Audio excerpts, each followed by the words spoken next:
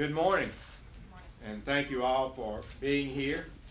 Each year, an estimated $3 billion are stolen, defrauded from millions of American seniors through grandparents' scams, fake prizes, even threats. Criminals prey on vulnerable Americans, including our seniors, to steal their hard-earned savings, often a lifetime of savings, and their peace of mind.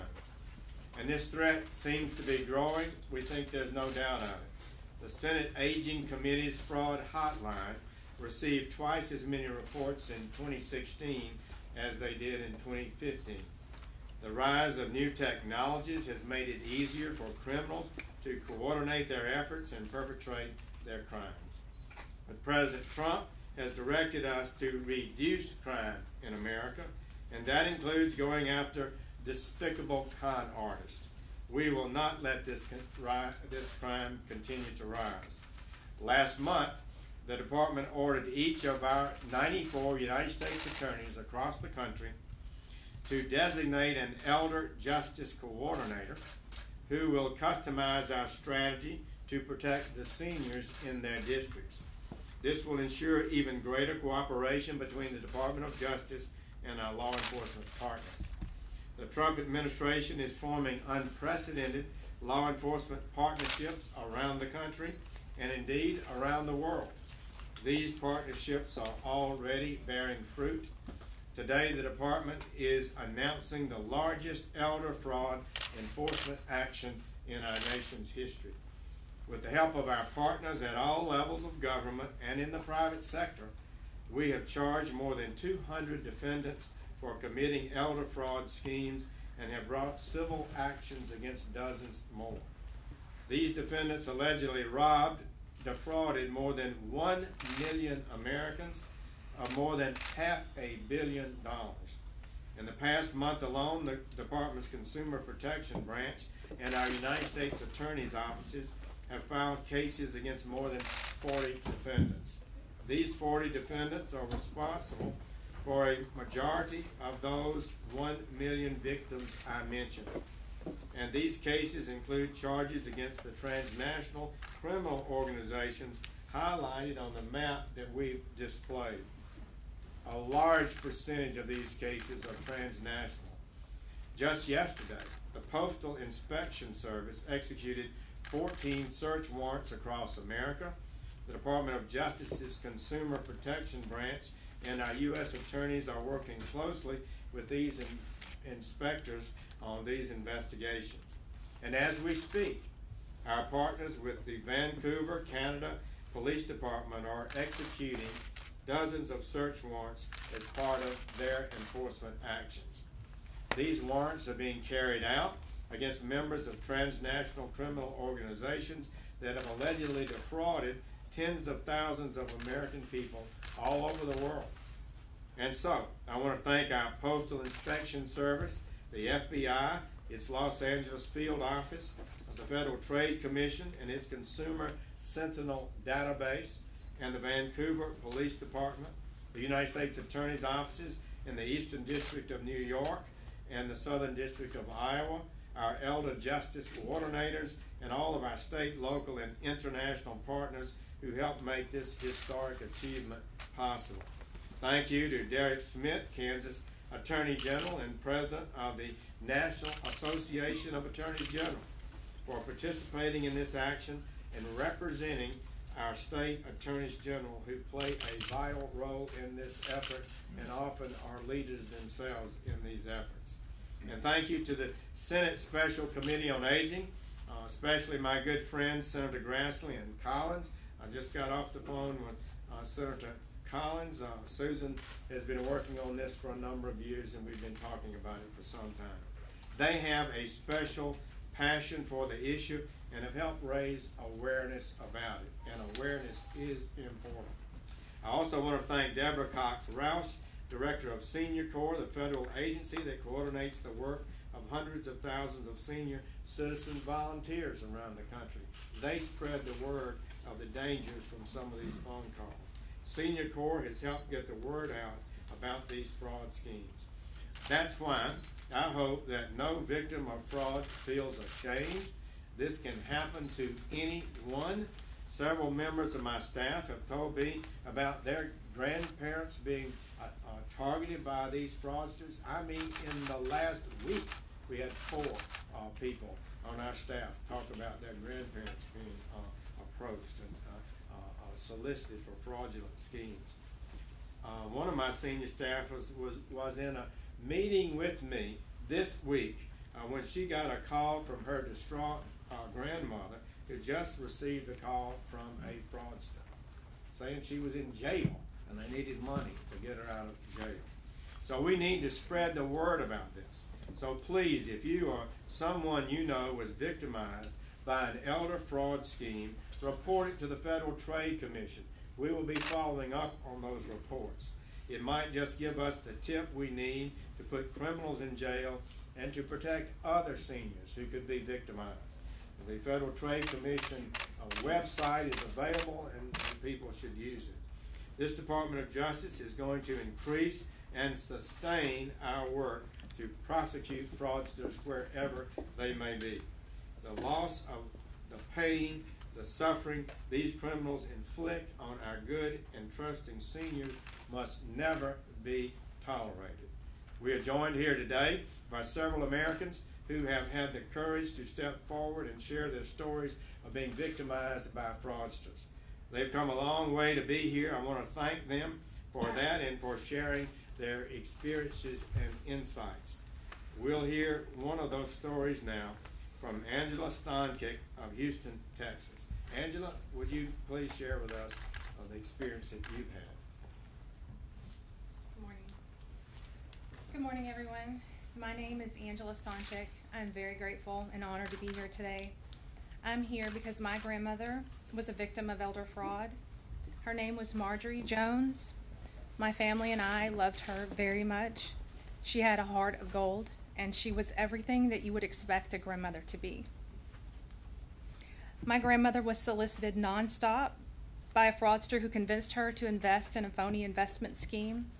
She was told that she had won prizes in a sweepstakes, and all she had to do was send in money to cover taxes and fees.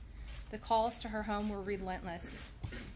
My grandmother ultimately lost all of her money to these people, to the point where she had to take out a reverse mortgage on her home. She cashed out all of her life insurance. She had to borrow money from family members. This was not my grandmother. It was very out of character for her to give money this way. When she realized that she had been defrauded, she was extremely devastated. She felt humiliated, and she had literally lost everything. She died with $69 in her bank account. It was so much for her. It was so much to bear. So much so, and it pains me to say this, but she took her life because of this incident. The events leading to my grandmother's death have scarred my family and have left us all in shock. The pain and the loss from her tragic death surrounds us all daily. And to this day, it's incredibly difficult circumstances for us to accept. And it's hard to imagine for anyone that a loved one could commit suicide, but my grandmother did. Because these individuals preyed on her and on her good heart. What should have been some of the best years in the last chapter of her life was taken from her. She was robbed in every sense. The bottom line is, this is not a partisan issue. It's not a political issue. Every crime has a victim, and every victim needs help. In my grandmother's case, she was victimized to her death. There's no amount of money that could bring back what was taken from her. She paid ultimately with her life. If anyone is listening to this or watching, I implore them to say something to anyone. It's not too late. It's not your fault. You can call this number. It's 1-877-FTC-HELP. Don't be afraid to ask for help. Not a day goes by where my family and I don't miss my grandmother. I wish we had known how horrible the circumstances were for her in the last few months of her life. We literally found out 10 days before she died that this was happening to her. Attorney General Sessions, on behalf of my grandmother, Marjorie Jones, and my entire family, and all of the seniors across this nation that have been victims of fraud. Thank you. We are in this fight together.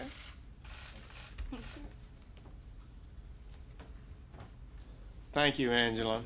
That has happened far too often in this country. It is a despicable crime these people are doing. They laugh about their ability to defraud people. They're the kind of people that we need to be more effective in targeting. These are difficult cases often to make. The defendants who are perpetrating it are often international and don't live in the United States.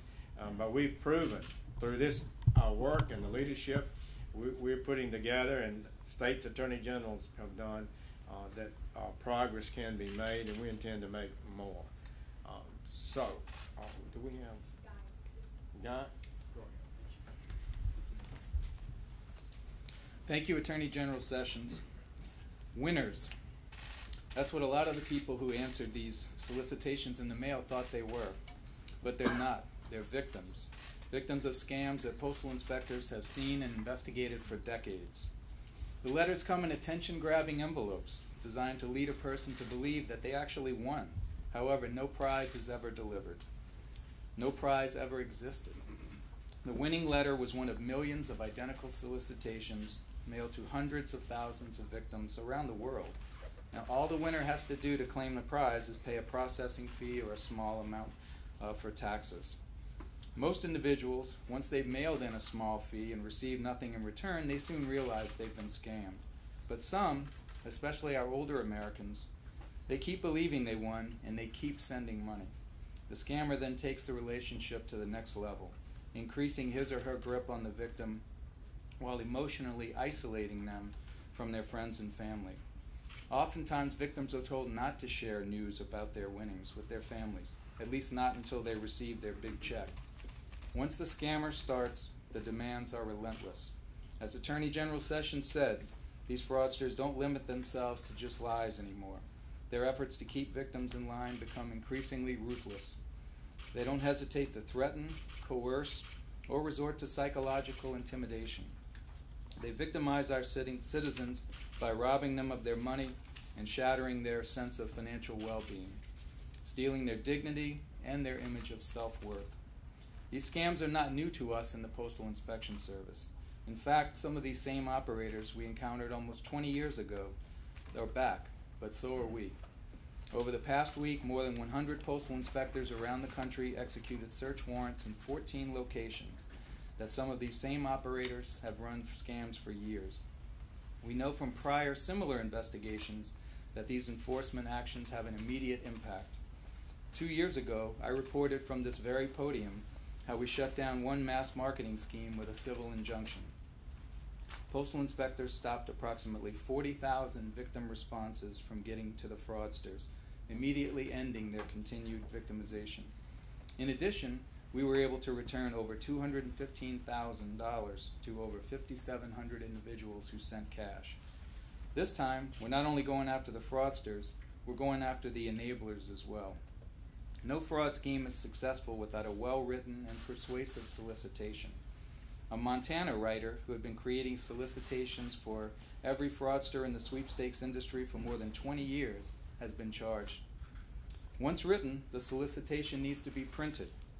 We filed a complaint against a Las Vegas printer that was well aware that what they were printing was designed to be used in deceptive mailings and to deceive consumers into paying a fee and believing they had already won a valuable prize. The next step for the scammers is to obtain a mailing list. 2 list brokers recently pled guilty to conspiracy to commit mail fraud for providing mailing lists to mailers engaged in deceptive sweepstakes and prize schemes. And then, of course, there's the mailers. They pled guilty to conspiracy to commit mail fraud. Millions of victims around the world fall for these scams. Many of the same victims are lured into buying these schemes repeatedly, and the losses are staggering. More than $30 million a month in the United States, and globally it's over $100 million a month. Some victims, as we've heard, have lost everything. Some have sent money to the scammers instead of paying for their rent, utilities, or medicines. Victims have become estranged from family members who tried to intervene to stop them from sending more money. Our law enforcement and civil actions are successful, but it's just part of our initiative. We believe that consumer education is the best defense against these scammers. We can't arrest all of these con artists, so prevention is truly critical. And our outreach efforts include many different campaigns like Operation Protect Veterans, a partnership we're doing with AARP, and many, many other campaigns that go on an annual basis. You can be a target, but you don't have to be a victim. That's a mantra that we use and a tip to protect yourself. So a couple of tips: don't send a payment. You don't have to pay to play a legitimate sweepstakes. And pay attention to your loved ones. Take note of mail they receive. If you notice stacks of mail of solicitations from psychics or solicitations for prizes or sweepstakes or lotteries, take action. Call the Postal Inspection Service or the FTC or visit deliveringtrust.com. These enforcement actions are a long-term commitment, and we can't do it alone. I'd certainly like to thank our partners, the Vancouver Police Department, the Dutch FIAD, the UK National Trading Standards, and U.S. Attorney Richard Donahue from the Eastern District of New York. We're all working together to protect the American public, and especially our vulnerable older Americans, and ensure their confidence in the U.S. mail. Thank you, Attorney General.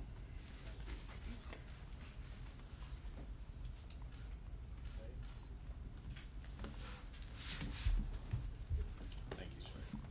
Good morning, everyone. On behalf of the FBI, I'm David Bowditch.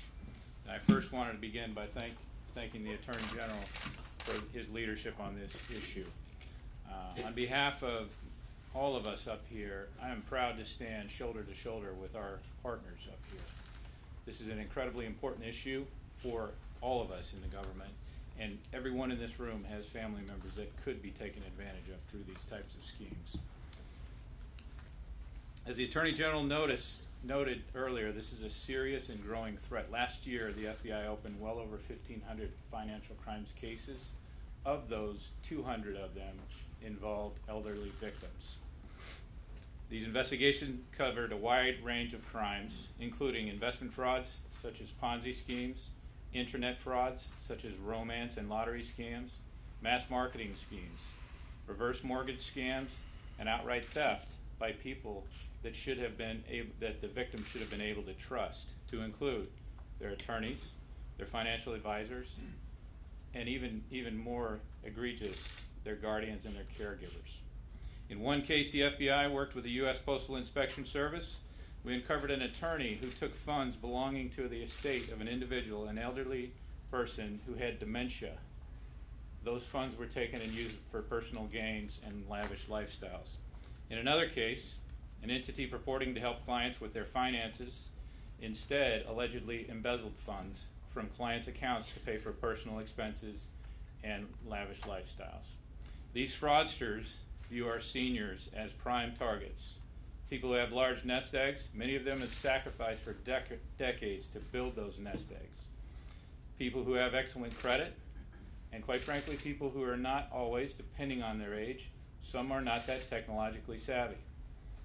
And they know elderly victims often do not report being victimized because they don't know where to turn. Many of them feel guilty or embarrassed, or because they don't even realize that they're being scammed. While criminals see the elderly as trusting people with money, we see them as our national treasures. The elderly are the cornerstone of this country. Many of them sacrificed for their families. They sacrificed for their nations, yet these people prey on them. Many of them are our parents and our grandparents. This is a personal issue. It should be to everyone in this room, and I know it is. We understand how devastating a fraudulent scheme against elderly victims can be, not just financially, but emotionally, mentally, and quite frankly, even physically. And it's often traumatizing for their caregivers who have to pick up the pieces later. So the FBI wants to make it as easy as possible for our seniors and for those who care for them to report possible victimization. If any person believes they are the victim of or have knowledge of fraud activity involving an elderly person, regardless of the loss amount, they should report it. Now, I'm here representing the FBI, so I'm going to give you 3 ways you can report it to us. The Attorney General and my predecessors also gave you other avenues. It is not a competition. What we do want is for people to report it. We obviously work together because it's for the good of our nation. There are 3 ways to file if folks choose to file it to the FBA. Number 1 is to walk into your local field office.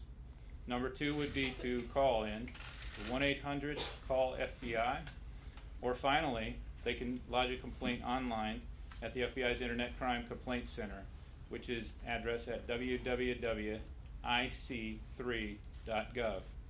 Each of our FBI field offices also has victim specialists that work with our agents and our investigators across the country with victims of crime, and they are very well trained to work with a variety of types of victims, and they will help both the caregivers and the victims if necessary.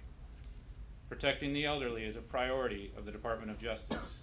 This FBI remains committed to working with our partners to investigate those who take advantage of them for their own personal gain.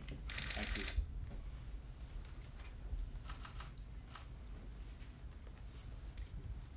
Good morning. I want to thank Attorney General Sessions and the Department of Justice for their leadership on this important initiative aimed at protecting older Americans from fraud. I also want to thank the FBI, the United States Postal Inspection Service, and Attorney General Derek Schmidt. This elder fraud sweep is just the latest example of the effective coordination that goes on every day between the FTC and our law enforcement partners. By working together, we can effectively tackle a broad range of consumer protection issues across the country and amplify our impact. During my tenure as the acting chairman of the FTC, I have emphasized the importance of protecting older Americans. Every one of our law enforcement cases and policy initiatives affects them. Our data shows that although older consumers are not more likely to be victims of fraud, when they are victimized, they suffer greater dollar losses. And certain scams either target seniors or disproportionately affect them, such as sweepstakes and prize promotions, technical support scams, and charitable donation frauds. As part of today's event, I'm pleased to announce 2 recent FTC cases that stopped fraud directed at older Americans. Our case against NextGen Inc., which we brought with the Missouri Attorney General, involves allegations that defendants sent mailers telling consumers that they had won $1 million prize, but that they had to pay a processing fee and answer a few simple math questions. In reality, defendants not only charged multiple fees, they never awarded consumers the promised prize. We allege that this scheme extracted more than $110 million from consumers, many of whom are seniors. In another case, FTC versus Genius Technologies, the defendants aided scammers who impersonated well-known technology companies and tricked consumers into paying exorbitant fees for security software, but instead delivered useless products and stole people's tax documents. So if you know, or if you or someone you know has seen or experienced fraud, please report it to the FTC at ftc.gov/complaint or call our hotline 877-FTC-HELP.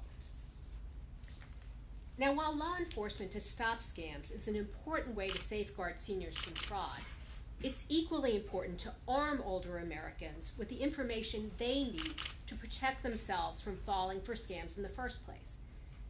Using our website at the FTC, the media, and partnerships, as you see before you, the FTC provides consumer education to tens of millions of people each year.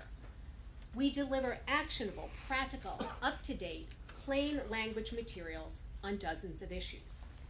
Our centerpiece for protecting older Americans is Pass It On, an innovative education effort aimed at enlisting active older adults in the fight against fraud. Pass It On gives them information they can pass on to family and friends. And Pass It On reinforces what mature Americans already know about scams and encourages them to share their experience and knowledge with others. The topics include tech support and other imposter scams, and frauds involving healthcare, identity theft, charities, and prize and sweepstakes promotions. The Pass It On materials are available at www.ftc.gov/passiton. And just to conclude, I want to reiterate that the FTC remains committed to protecting older Americans from fraud and will continue to employ all of the agency's resources to tackle this important issue. Thank you.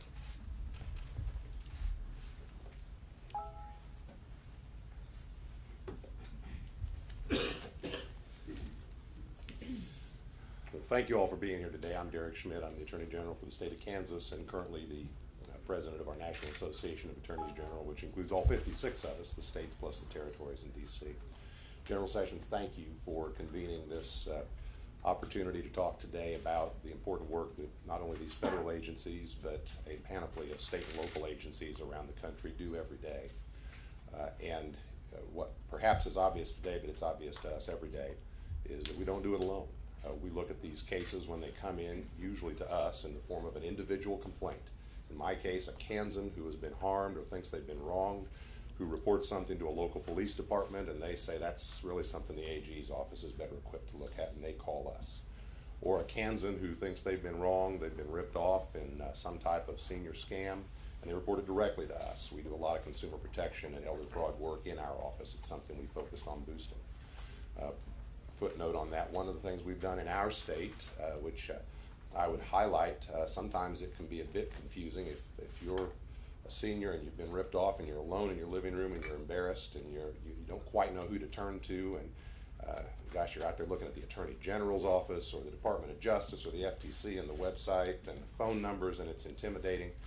We scrapped all that in Kansas, just within our borders, and developed what some smiled at, our In Your Corner Kansas program. All you got to do is remember, if you've been ripped off, especially if you're a senior, the AG's office in Kansas is in your corner. We got a website, we got a phone number. Call us, we'll play traffic cop, we'll get you hooked up with the right federal authorities, with the right local authorities, or we'll do the case if we can. A couple of points just from the state and local perspective.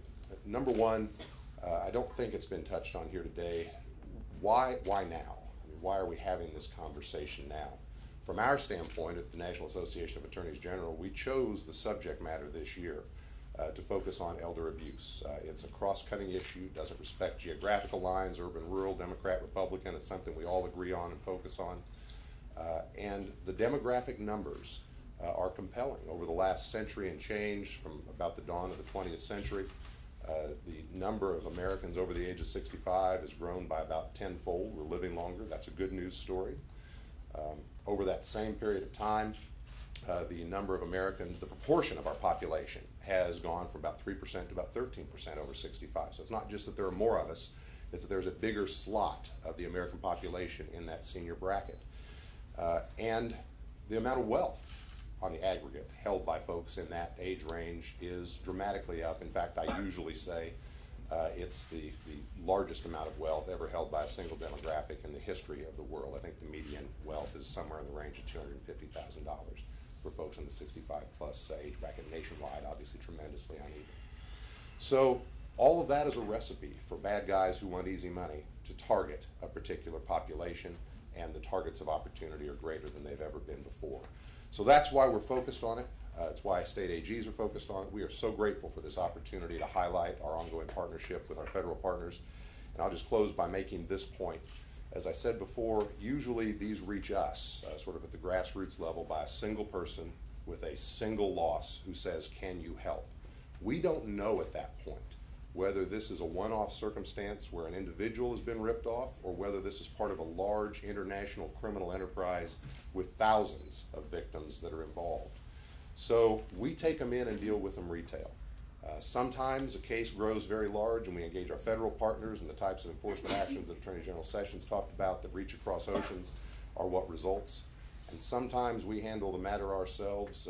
We actually handled an elder fraud case not long ago where the total loss was $699, not the kind of thing the state AG's office normally focuses on. But for that victim, on that complaint, that was the most important loss that any law enforcement agency in the country was facing at any given time.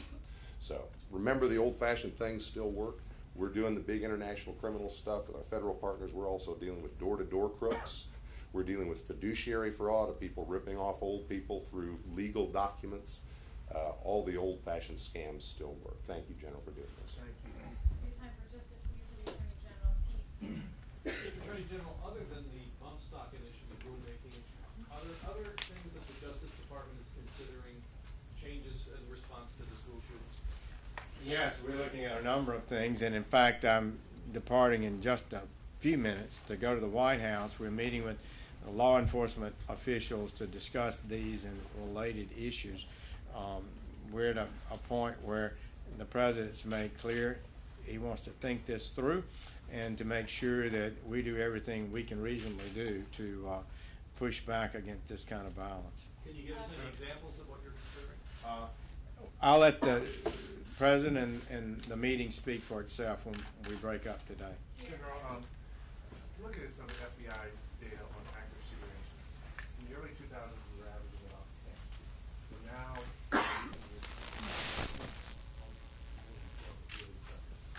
what do you think is causing the number of active shootings to increase, and what can we do about it right now, given the horror that we saw last week? We are conducting right now through the Department of Justice programs a very substantial number of education, criminal, mental illness surveys around the country, and we're not prepared to release that information, but it's been ongoing for several years now.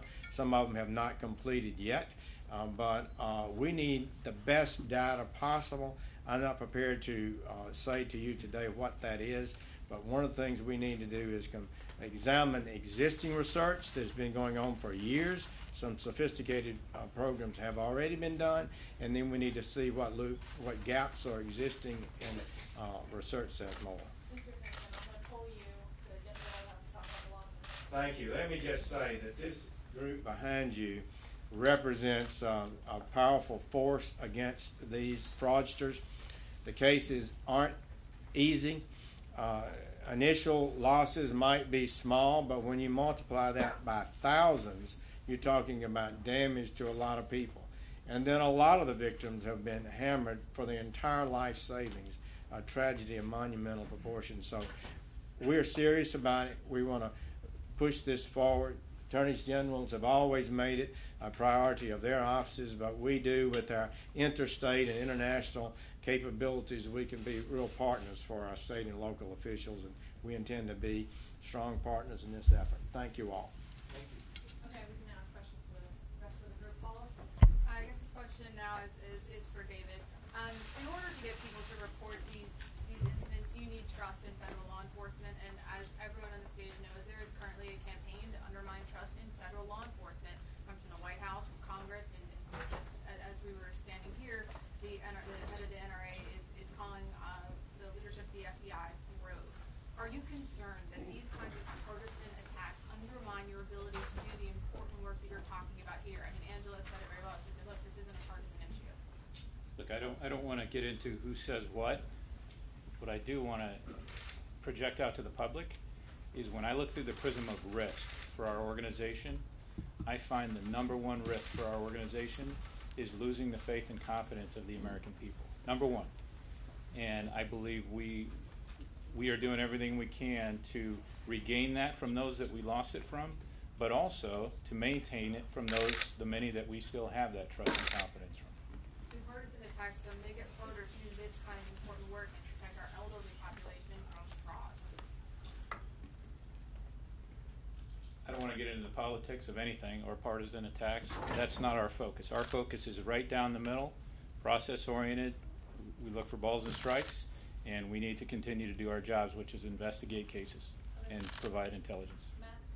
You mentioned, the 1-800 call FBI line. We know for the Parkland shooting, someone called that about a month earlier to report the shooter as such a great postal prospect that he would shoot up a school, and it never left the call center. Certainly by now, I think you would have a chance to talk to the people in the call center. Can you say why it didn't get to agents in the field, and what is being done to assure elderly folks who call the tip line that their tip will actually leave the call?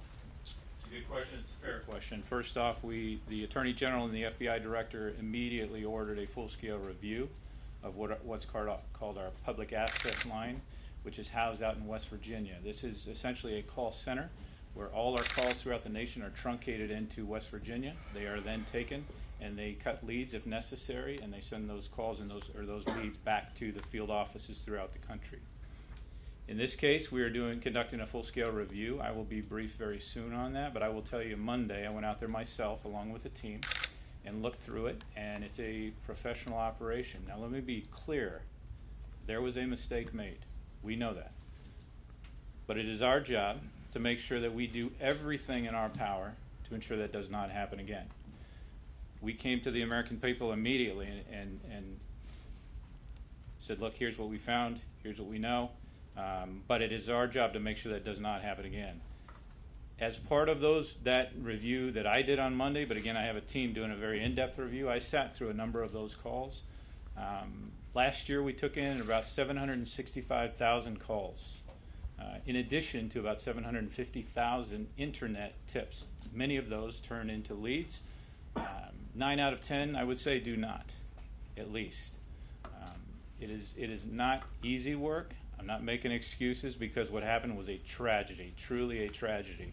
And it is our job to do everything in our power, number one, to look through the holdings of what we currently have to make sure we don't have anything else like that in our holdings, which we're working through.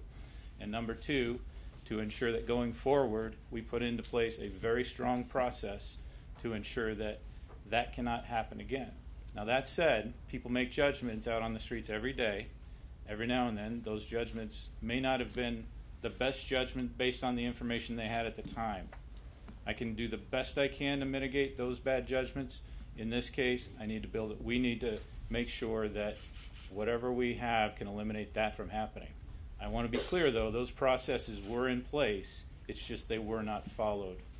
Is that what this was, a bad judgment? I mean, I wonder why specifically in this case it didn't leave the call. Two questions. One first for you.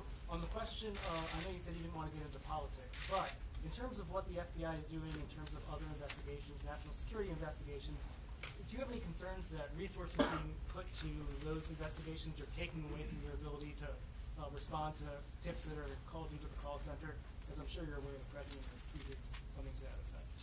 We appropriately triage our leads. We appropriately triage our investigations.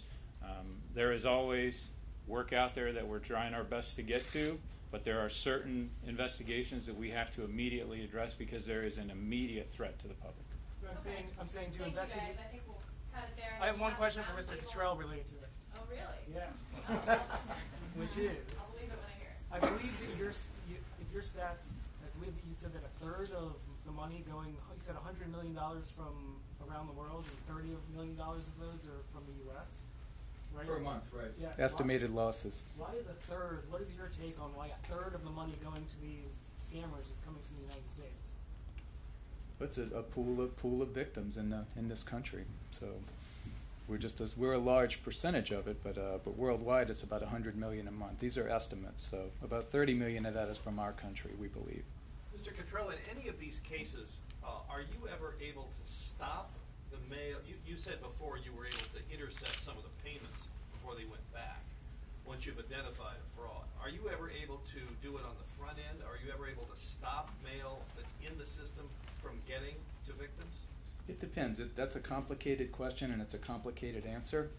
Certainly from overseas, mailings coming in from other countries, we certainly work with Customs and Department of Homeland Security, where we have a lot more authority and flexibility to seize mailings that are coming in with the enforcement power that Customs has. Domestically, it's a little more difficult. We have to work with our law enforcement partners and Department of Justice to get appropriate warrants and the appropriate procedures so that we can seize these mailings. So the answer is yes, sometimes you can? Sometimes we can. And what more can be done to warn parents and the elderly and their children that these scams are so pervasive? It's something that we work with our partners at FTC, AARP, states, and social services. It's not a perfect process. It's something we need to do better. That's why we said we can announce all of these enforcement actions that we want, but prevention and education are absolutely critical in this to continue to remind people. Okay, thank you, everyone. We'll have Thank you. the roundtable with the victims and the Attorney General at 1 o'clock today. Thank you. Yeah.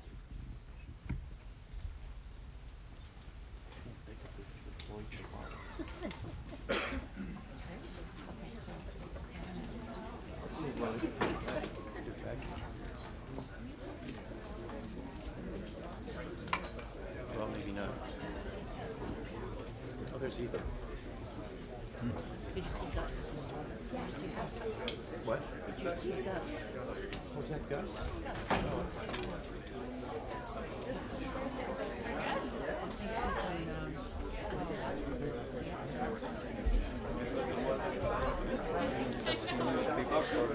Questions again? What do you guys hold out? Are you going back to the bar? Are you staying